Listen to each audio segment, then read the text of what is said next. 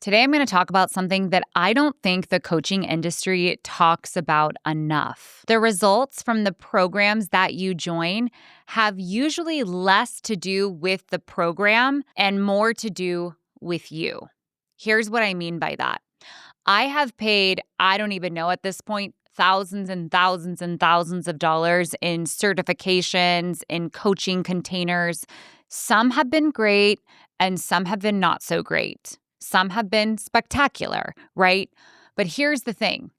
Despite how great I thought the container was, I made it a point to get something out of every single thing that I have invested in. Then I learned after doing this myself multiple times and also coaching hundreds of women in different capacities that being coachable is actually a skill. And we're not teaching this, right? We're teaching you sales, we're teaching you marketing, but no one is teaching you how to be coachable.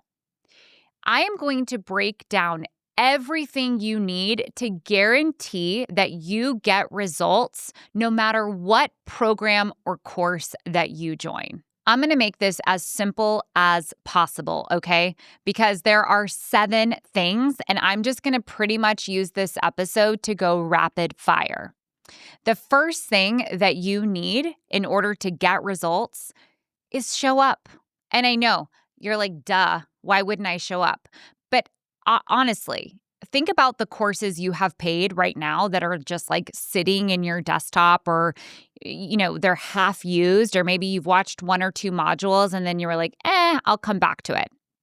Just because there isn't not like a coach that is breaking it down for you, you stopped showing up.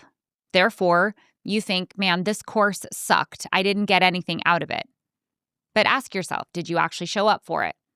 If you're in a live coaching container or you're working with a coach, are you coming to the calls? Are you showing up?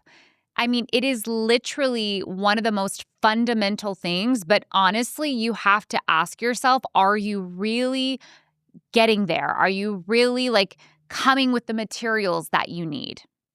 It is so important. Show up. The second one is allow yourself to be supported. And it's so funny because I'm someone that naturally really struggles with asking for help. I've been in this kind of world where I think I just got it. I'll figure it out. And that serves me to a point. But also I need to remember that when I'm in a container, I can ask for support. Don't just go flailing around on your own. If something isn't, if you can't find something, if something isn't making sense, make sure you get the support that you need.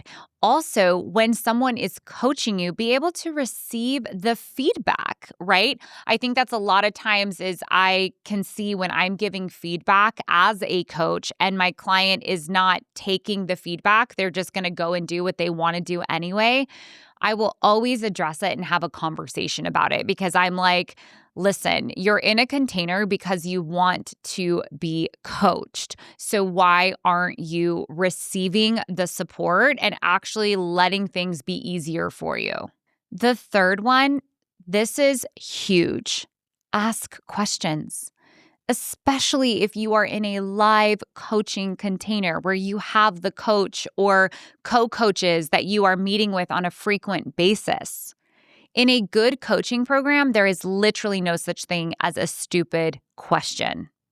In fact, when there is silence, that is the most costly thing that can be happening in a coaching container, okay? I want you to think about what questions can I come to my coach with? What do I need answered? Because a lot of times we're just showing up to the call and just thinking that conversations are going to happen. And then you recognize I'm not really getting anywhere. It's because you're not asking questions. So really take the time to think about what you need support with and where you're getting stuck. Okay, number 4, block the time. Here's what I mean by that. Put the time in your calendar as if it's an actual appointment. The reason I get so much out of everything that I invest in is because I make time for it. And not just time for the call or to watch the video, but then to actually implement. So, for example, I'm currently in a coaching container where there are actual live calls every week, but then there's modules that support. I know that I can't just like watch a module and retain the information. I need to watch it and then do the little exercise or the worksheet that's with it, and then take that to the call to get even more clarity on it. But I need to do my part so that the coaches can do their part. So actually make the time in your calendar. Don't schedule things over your call times, and put it there as if it is something that you wouldn't miss for your kids, right? Because if it's not in your calendar, it's definitely not going to happen. Okay, I say number 5 with love, but come to your calls or your container with a request and not a complaint. This is something I talk about a lot in my group coaching program. If you come with something useful, you will leave with something useful. If you are showing up to calls saying, this isn't working, this is really hard, I don't understand this, there's not a lot that can come from that. What specifically is hard? What specifically are you not understanding? What specifically is the block, right? When you come with a request rather than a complaint, you could actually get something productive. Number 6 is a personal favorite of mine. In fact, it's, I think, probably why when I'm in a group coaching container, I tend to really excel. And that's because I don't wait for feedback or like for the coach to give me like the A+ before I take action.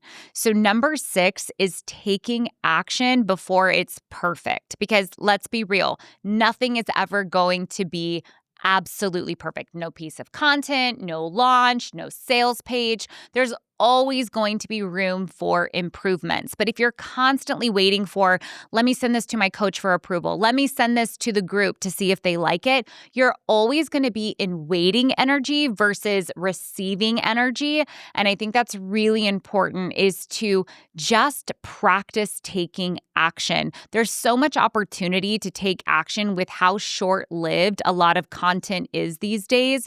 So it's like, by the time you post it or share it, like it's time for the next, right? Like we don't have time to get caught up in all the little things. I'm not saying be haphazard and casual, but I'm just saying you don't need every single little check off from your coach. Trust yourself, learn your voice, and figure out the things that you really need coaching on and the things that you just need to actually test.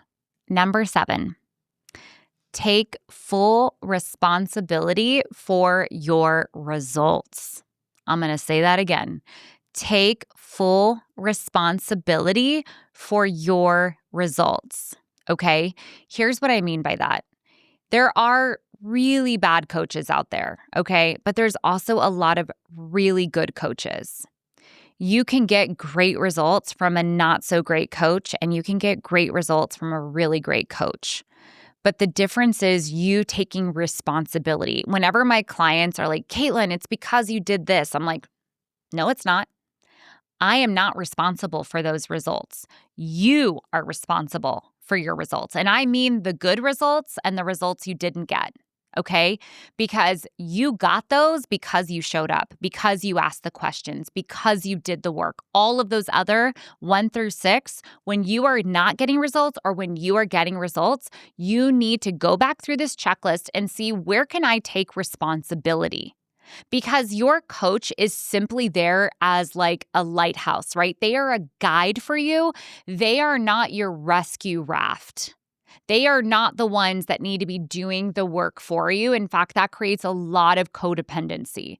So look at your coach as a guidepost, but not your driver or your captain. So the next time you join a container, or maybe you're in a container now, think about, how can I be the kind of client that maximizes this space, that creates movement, that creates results for myself, that squeezes every last drop from the container.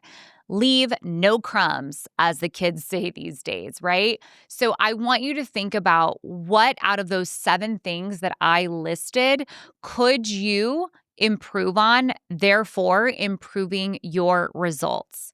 Because here's the thing. Yes, coaching containers are incredible, and I'm a massive, obviously, supporter of people investing in coaching, not only because that's what I do for a living, but also I am someone who invests in coaching. But you also need to make sure you're the kind of person that is going to get something from it. All right, now go out there and get coached, baby.